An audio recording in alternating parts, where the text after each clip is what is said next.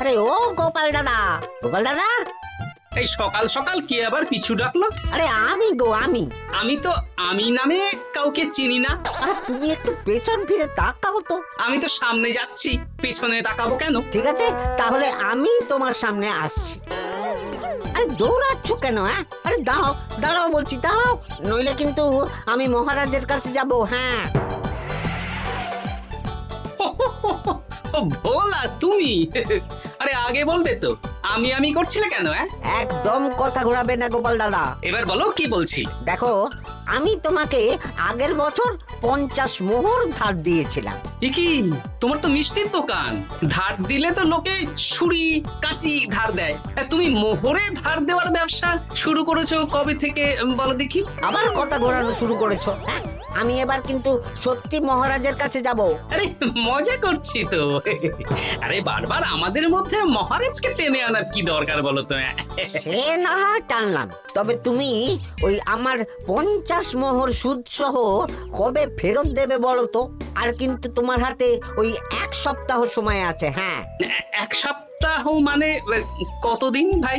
7 দিন, 7 দিন। 7 দিন? আচ্ছা 7 দিন মানে কত ঘন্টা? 24 গুণ 7, মোট ওই 168 ঘন্টা। ও, অনেক সময় আছে। দেখো গোপাল দাদা, তোমার সাথে কিন্তু আমার ওই কাগজে কলমে লিখিত পড়িত আছে। হ্যাঁ, যদি ওই সময়ের মধ্যে তুমি আমার কাছ থেকে নেওয়া ওই অর্থ আমাকে ফেরত না দিতে পারো, তাহলে কিন্তু তোমার ওই বাড়ি ঘর সব আমার হয়ে যাবে। হ্যাঁ, হ্যাঁ হ্যাঁ, মনে আছে মনে আছে। এখন রাজসভায় যাই, 168 ঘন্টা পেরিয়ে গেলে চলে এসো, কেমন? বেশ, কথাটা মনে থাকে যেন। হ্যাঁ, তখন আর কিন্তু কোনো চালাকি করতে যাবে না, আমি সোজা মহারাজকে বলে দেব। ঠিক আছে ঠিক আছে।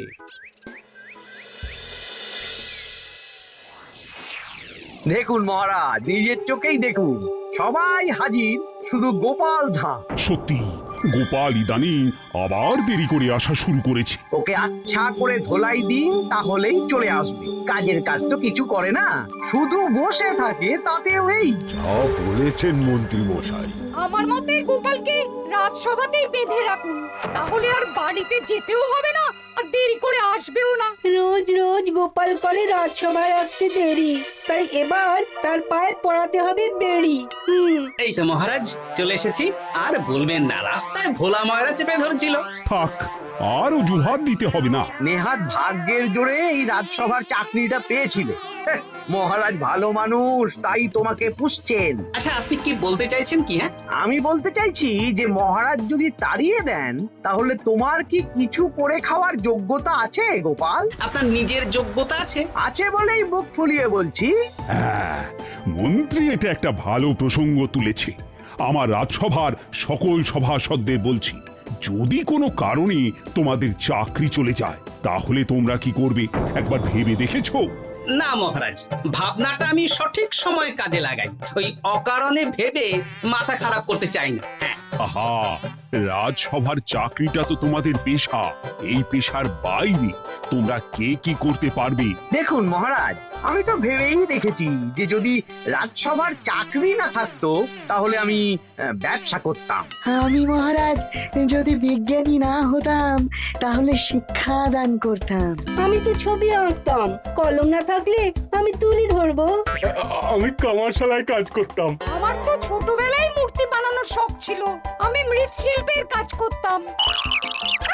কি গোপাল, এবার তুমি বলো। সবাই তো কিছু না কিছু বিকল্প ভাবনা চিন্তা করে রেখেছে। দেখুন মহারাজ, অনেক ভেবে দেখলাম আমার কাজ তো ভাড়ামো, তাই আমি লোক হাসিয়েই পয়সা রোজগার করব। আর বিশেষ কোনো গুণ তো আমার মধ্যে খুঁজে পাচ্ছি না মহারাজ। বেশ, আমি একটা ছোট্ট পরীক্ষা নেব। আজকের পর থেকে আগামী 7 দিন, আর এই 7 দিন তোমরা তোমাদের যা মন চায় সেটা করে রোজগার করবে। আমি তো খেতে ভালোবাসি। তাহলে খাবে। গোপাল হয় মুখ খুলে থাকে, নইলে চোখ বন্ধ করে। ও শুধু দুটো কাজই ভালো করতে পারে। আর 7ম দিনের শেষে বিচার হবে কে কত রোজগার করেছে। যার রোজগার সবচেয়ে বেশি হবে তাকে আমি দেব 100 মোহর উপহার। আর মহারাজ, যে সবচেয়ে কম রোজগার করবে তার বেতন থেকে আগামী 10 মাস 10 মোহর করে কাটা হবে। কি রাজি তো? হ্যাঁ, রাজি রাজি। আমি জানি যে গোপাল ফুটো করিও রোজগার করতে পারবে না, তাই গোপালই হারবে। বেশ, আর যদি অন্য কেউ হারে? তাহলে আমি নিজের বেতন থেকে তাকে আগামী 10 মাস 10 মোহর করে দেব। ব্যাস, এবার তোমরা কাজে লেগে পড়ো।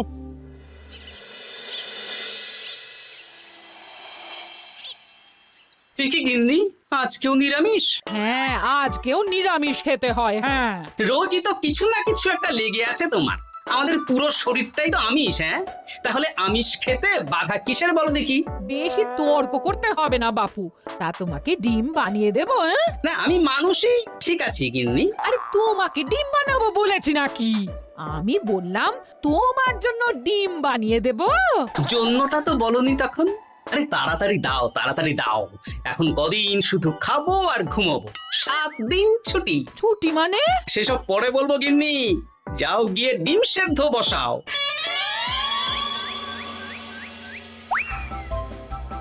আরে করছোটা কি? বাড়িতে যা মোহর আছে সব তুলে কোথায় নিয়ে যাচ্ছ? আড়ত বাজারে। কেন কেন? তুমি আড়তে গিয়ে কি করবে? আড়তটাই কিনে নেব। কেন? তাহলে খোলা বাজারের সব ব্যবসায়ী আমার কাছে আসতে বাধ্য হবে, আর আমি ভালো মুনাফা রেখে সব বিক্রি করব। কি রাজবাড়ি সুখে চাকরি ছেড়ে দিলেন নাকি? না না না, এখন 1 সপ্তাহ ব্যবসা করে মহারাজের কাছে আমার যোগ্যতা প্রমাণ করব। সব পরে বুঝিয়ে বলবো। হ্যাঁ, আমি আপনাকে সব শিখিয়ে দেব। তাহলে ভাই ওই আগামীকাল সকাল থেকে কাজে লেগে পড়বো, কেমন? তাহলে বুঝতে পারলেন তো যে কি করতে হবে? হ্যাঁ হ্যাঁ জমিদার মশাই, কবিতা লেখা যেমন আমার পেশা, তেমনি চিত্রশিল্প আমার নেশা। তাহলে তো আর কোনো চিন্তাই নেই। আশা করি খুব সুন্দর ছবি আঁকবেন। আপনি 1 সপ্তাহ পর এই মন্দির চিনতেই পারবেন না। এই নিন আপনার জন্য 50 মোহর অগ্রিম। মন্দিরের চিত্রকলা শেষ হয়ে গেলে আরো 50 মোহর দেব, ঠিক আছে? বেশ।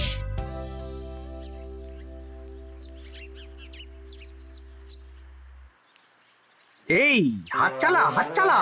হাত পা সবই তো চালাচ্ছি মন্ত্রী মশাই।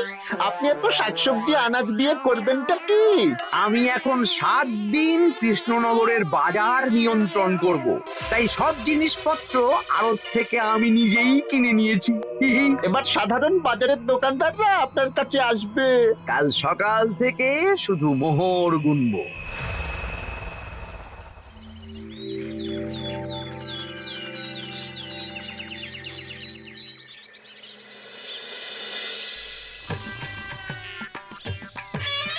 আরে এত বেলা হয়ে গেল, আর কত পড়ে পড়ে তুমি ঘুমোবে? এত লম্বা ছুটি পেয়েছি, এখন তো বিশ্রাম নিতেই হবে গিন্নি। কিন্তু পুকুর ঘাটে গিয়ে তো আমি অন্য কথা শুনলাম। তুমি আবার কি শুনেছো? তোমাদের মহারাজ নাকি বলেছেন আগামী 1 সপ্তাহ তোমরা সকল সভাসদেরা ওই সকল সভাসদেরা নিজের ইচ্ছে মতো কাজ করে রোজগার করব। আমার কাজ তো ভাড়ামো করা, তাই ভাড়ামোর সুযোগ এলে সেটাই করব। কিন্তু যদি সুযোগ না আসে, তাছাড়া যার রোজগার সবচেয়ে কম হবে তার তো বেতন থেকে 100 মোহর কাটা হবে গো। এই খবরও পেয়ে গেছো? বাবা, পুকুর ঘাট না পরনিন্দা পরচর্চা কেন্দ্র? হ্যাঁ, ওসব বাজে কথা বাদ দিয়ে কোনো কাজ শুরু করো, কাজ শুরু করো। এরকম গা এলিয়ে শুয়ে থাকলে ভগবান এসে তোমাকে পয়সা দিয়ে যাবে না গো। গোপাল দাদা, ও গোপাল দাদা, বলছি গোপাল দাদা, কি খবর গো? এই তো গতকাল তোমার সাথে কথা হলো, আজ একেবারে বাড়িতেই চলে এসেছো। তোমার যা হালচাল তাতে তো মনে হচ্ছে ওই কদিন পরে বাড়িটা আমারই হবে। আর সেই আশাতেই বসে থাকো। এই ভোলা ময়রা এসেছে কেন গো? এসব কি বলছে? মা ঠাকুরুন, আপনার কাছে আর কি লোকাবো?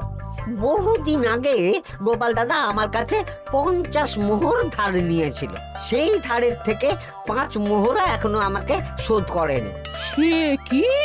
হ্যাঁ, শর্ত অনুযায়ী যদি গোপাল দাদা আগামী ওই 6 দিনের মধ্যে ধার না শোধ করতে পারে তাহলে এই বাড়ি আমার হয়ে যাবে। তুমি আমাকে এত বড় কথা লুকিয়ে রেখেছো? হ্যাঁ, না আমি বলবো বলবো করে বলা হয়ে ওঠেনি আর কি। এবার আপনি দেখুন গিন্নিমা কি করবেন। ভিটে মাটি ছেড়ে কোথায় গিয়ে উঠবেন দেখুন। কি গো, এতেও তোমার হুঁশ হয় না? হ্যাঁ? ধুর, এই অযথা চিন্তা করো না তো, কিছু না কিছু একটা হয়ে যাবে।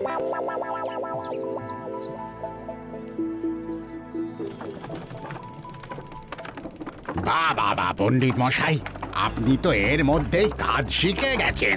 আমি তো ছোট থেকেই মাটির পুতুল বানাতে ভালোবাসতাম। বিভিন্ন দেবদেবীর মূর্তি নিজেই বানাতাম, তারপর পুজো করতাম। আমার পরম সৌভাগ্য আপনার মতন পণ্ডিত মানুষ আমার কুমোর শালায় কাজ করছেন। কোনো কাজই তো ছোট নয়। সত্যি সভাকবি মশাই, আপনার তুলিতে জাদু আছে। কি সুন্দর কারুকার্য। সবই আমার মা বাবার দান। আমার বাবা খুব বড় চিত্রশিল্পী ছিলেন, উনি হাতে ধরে আমাকে ছবি আঁকা শিখিয়েছেন। বাহ বাহ বাবা।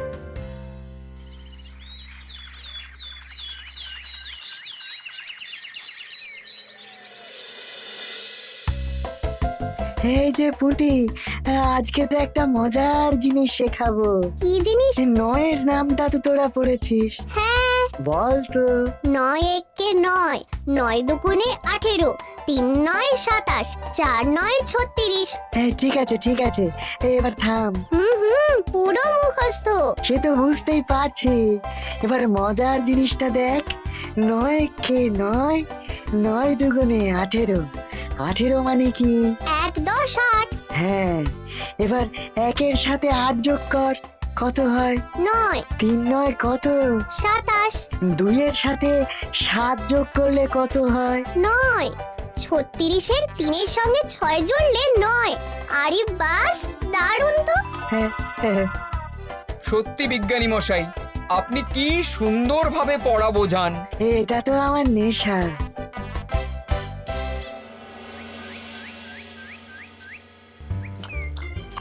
বলছি, তুমি তো দিব্যি বাড়িতে বসেই আছো। হ্যাঁ, কিছুই তো করছো না। সত্যি বলো তো, তুমি ভাড়া মোছাড়া আর কি কিছু করতে পারো? হ্যাঁ, এই আদেশ করতে পারি। গেনি, আরেকটু তরকারি দাও তো, জলের ঘটিটা দাও না। যত সব। আচ্ছা, সত্যি তো ভাঁড় না হলে আমি কি হতাম? আমি কুমোর হতাম। মাটির কাজ শুনেছি খুব সোজা। যাই, কুমোর পাড়ায় যাই।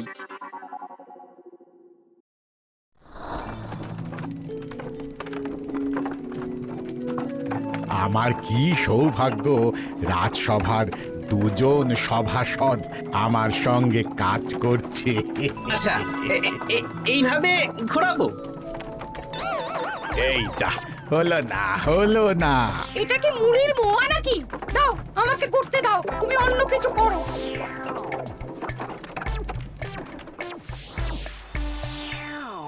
বলো গোপাল দাদা, কি দেবো? মুড়ির মোয়া, তিলের নাড়ু? আমি কিনবো না গো, বানাবো। হ্যাঁ, কি বানাবে? ওই মুড়ির মোয়া। কদিনের জন্য আমার একটা কাজ দরকার, বুঝলে? তা বেশ, তাহলে এসো, এই পিছনেই আমার কারখানা। গুড় মুড়ি সব রাখা আছে, বানাও। এই দেখো, এই যে গুড়ের হাঁড়ি আর ওই যে মুড়ির বস্তা, এবারে বানাও। বেশ, আমি তবে সামনে দোকানটা সামলাই।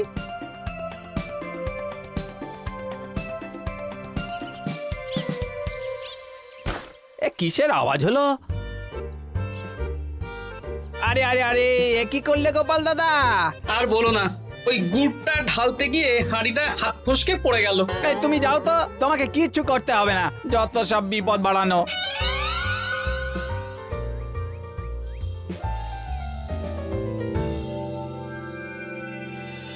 তোমার দ্বারা কিছুই হবে না। হ্যাঁ, সত্যি তো, আমার দ্বারা যে কিছুই হবে না গিন্নি। তাহলে তুমি করবেটা কি? এমন করে বলো না গিন্নি, সবারই খারাপ সময় যায়। আর খারাপ ভালো, যে সামান্য মুড়ির মোয়া বানাতে পারে না তার মুখে এসব মানায় না, মানায় না। এদিকে বাজারে সবজির দাম হু হু করে বেড়ে গেছে। তাই নাকি? বলি তুমি জানবে কি করে? কদিন তো শুয়ে বসে আছো, আমি তো বাজার দোকান করি। মন্ত্রী মশাই এখন আড়ত সামলাচ্ছেন আর সাধারণ বিক্রেতাদের চড়া দামে বিক্রি করছেন। হ্যাঁ, ও বেটা জীবনে শোধরাবে না। উনি তো তাও ছলে বলে রোজগার করছেন গো। আর তাছাড়া অনেকে পথে গান শুনিয়েও রোজগার করেন, সেটাও তো তুমি পারবে না। হ্যাঁ, এই তো পেয়েছি। 6 দিনের মাথায় তো রাজসভায় একটা বৈঠক হবে, সেদিনই আসল মজা জমবে। কিসের মজা গো? হ্যাঁ, সেটা সেদিনই বুঝতে পারবে।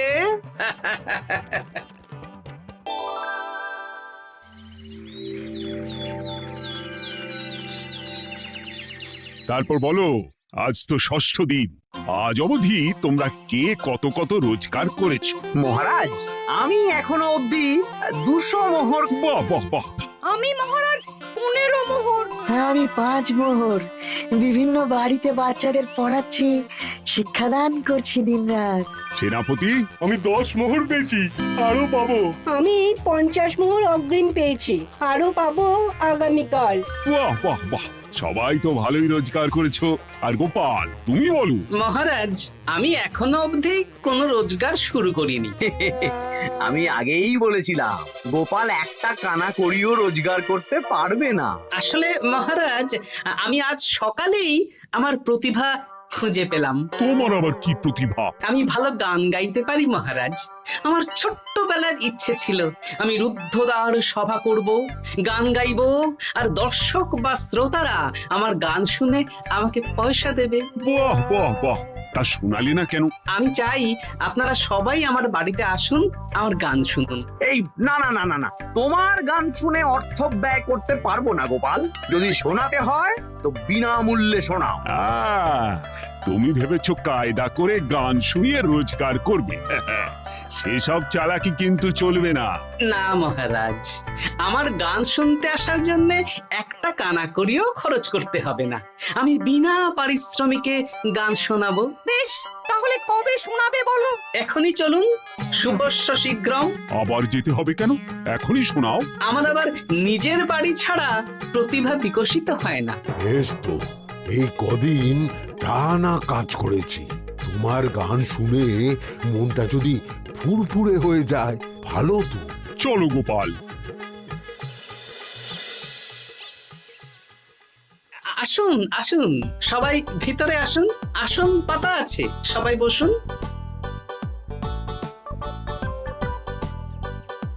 নাও, এবার গান শুরু করো। দাঁড়ান মহারাজ, আমার গান আমি বাইরের লোককে শোনাতে চাই না। কু কু বাবা, আবার কোকিলের মতন আওয়াজ করছে। কু।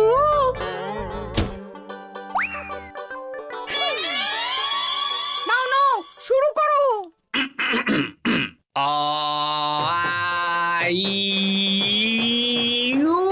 ওরে বাবা রে বাবা! আরে এত চিৎকার করছো কেন? থামো থামো থামো! এটা ভালো লাগছে না, অন্য গান শোনাচ্ছি তাহলে। আকাশে মেঘে বাতাসে বায়ু, জ্যোতিষী বলেছে আমার 100 বছর আয়ু। আরে থামো থামো! আরে কান ঝালাপালা হয়ে গেল। না, থামতে আমি পারবো না, গান শুনতেই হবে। ওরে ওরে বাবা রে বাবা, এই কানে তালা লেগে গেল, আমি পালাই। পালাতে পারবেন না, বাইরেও তালা দেওয়া আছে। বাইরে তালা খুলতে বলো। বাইরে বেরোতে হলে প্রত্যেককে 100 মোহর দিতে হবে। আমরা তো আগেই বলে দিয়েছি, তোমার গান শোনার জন্য কোনো পয়সা দিতে পারবো না। এটা তো গান শোনার জন্য নয়, বাইরে যাওয়ার জন্য। আমার গান শুনতে আসার জন্য কোনো অর্থ লাগে না, গান শুনে বাইরে বেরোতে গেলে অর্থ লাগবে। জনপ্রতি 100 মোহর মাত্র। কি জ্বালাতন! হয় দিন, নইলে আবার শুরু করছি। থামো থামো। আপনারা কি সবাই দেবেন না এখানেই থাকবেন? এই আমার কাছে এখন 50 মতন মোহর আছে। আমার কাছে 5 মোহর আছে। সে আমি লোক পাঠাচ্ছি আপনাদের সবার বাড়িতে, পুরো অর্থ পাবো, তারপর সবাইকে ছাড়বো। আচ্ছা, এটা কি ঠিক করলে গোপাল? দেখুন মহারাজ, আমি কথা নিয়ে খেলি। সব সভাসদেরা 6 দিন খেটে যা না রোজগার করেছে, আমি শুধু বুদ্ধির জোরে আর ভাড়ামো করে ঘন্টা খানিকের মধ্যে তার থেকে বেশি রোজগার করে নিলাম। যদিও এখনো একদিন সময় আছে। সত্যি গোপাল, তোমার বুদ্ধির জবাব নেই। মন্ত্রী মশাই, যে সবচেয়ে কম রোজগার করবে আপনাকে কিন্তু তাকে আগামী 10 মাস 10 মোহর করে দিতে হবে। হ্যাঁ নয় হ্যাঁ, এরকমই তো তুমি মুখ বড় করে বলেছিলে। গিন্নি কই গো, ভোলাকে ডেকে আনো, ওর ধার আজকেই শোধ করে দেব। হ্যাঁ যাচ্ছি। হ্যাঁ, আমরাও যাচ্ছি। গোপাল, কালকে রাজসভায় এসে তোমার পুরস্কারের অর্থটাও নিয়ে যেও। সে তো নিশ্চয়ই।